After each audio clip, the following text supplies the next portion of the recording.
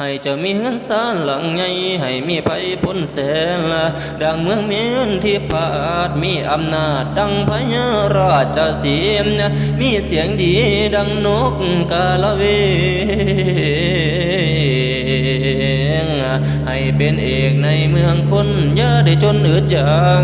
ทุกสิ่งมากเหลือตามีเสนาแห่แห่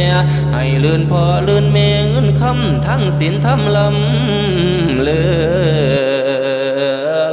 แสนประเสริฐสุขสันต์มานำกันกุศลเก่าทั้งพงเผาวงวานทั้งกินทานจะได้ขานทั้งตักบาทและจังหันจัตตารโอธรรมาวัฏันติ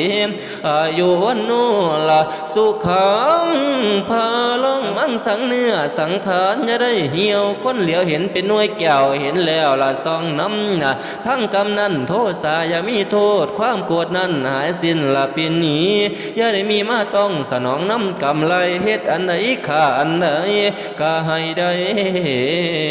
โอ้ยสมเมงปรารถนาโนลาดู